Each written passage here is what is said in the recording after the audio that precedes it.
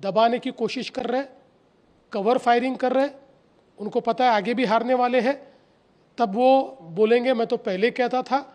इस प्रकार की एक कवर फायरिंग उनकी चल रही है।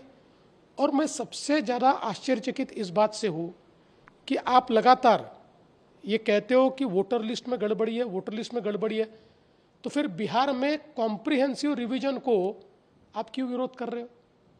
अगर वोटर लिस्ट में गड़बड़ी है तो वोटर लिस्ट सुधरेगी कैसे? कॉम्प्रिहेंसिव रिवीजन से। हम मांग कर रहे हैं 10 साल से कॉम्प्रिहेंसिव रिवीजन कीजिए, डी नोवो वोटर लिस्ट तैयार कीजिए, हम मांग कर रहे हैं। और अब जब चुनाव आयोग वो कर रहा है तो आप उसका विरोध कर रहे हो। सच बात तो यह है कि उनको ये पता है कि उनकी पार्टी का वजूद खो गया है और अपना वजूद वापस पाने की जगह भारत की लोकतांत्रिक संस्थाओं को बदनाम करने का काम ये उनके माध्यम से हो रहा है।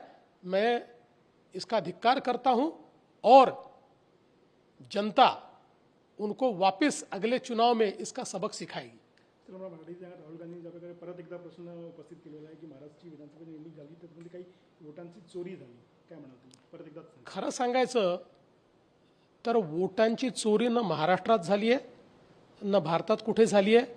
काही चोरीला गेलं असेल तर राहुल गांधींच्या डोक्यातली चिप चोरीला गेलेली आहे आणि त्यांची हार्ड डिस्क करप्ट झालेली आहे, म्हणून त्या गोष्टी रोज बोलतात, रोज खोटं बोलतात, खोटं बोलून पळून जातात, वेगवेगळे आकडे देतात।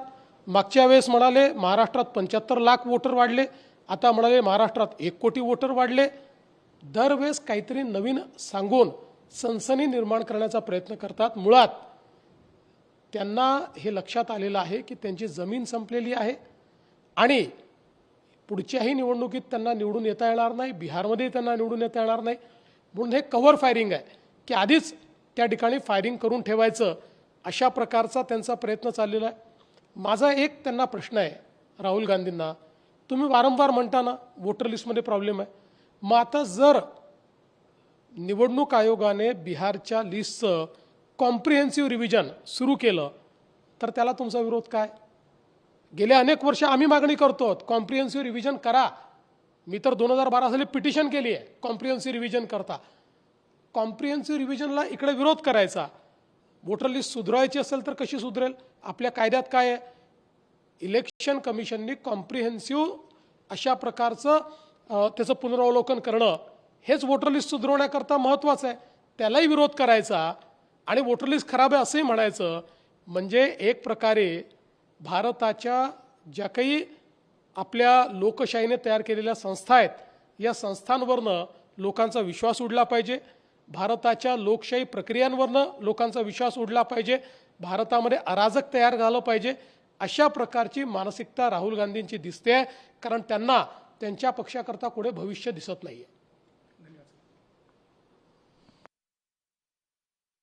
तर राहुल गांधी यांच्या आजच्या निवडणूक आयोग आणि मतदान चोरी संदर्भातल्या पत्रकार परिषदेवरती राज्याचे मुख्यमंत्री देवेंद्र फडणवीसांनी टिप्पणी केलेली आहे। देशामध्ये अराजक माजावं हीच राहुल गांधींची इच्छा असावी असं मत त्यांनी व्यक्त केलं आणि जर राहुल गांधींना संपूर्ण निवडणूक प्रक्रियेवरती आणि मतदान प्रक्रियेवरती आक्षेप असेल तर मग बिहारमध्ये जी मतदार सुधारणा मोहीम हाती घेण्यात आली आहे निवडणूक आयोगाच्या वतीनं त्याला काँग्रेसचा विरोध का, असा सुद्धा एक मोठा सवाल मुख्यमंत्री देवेंद्र फडणवीसांनी राहुल गांधींना विचारलाय।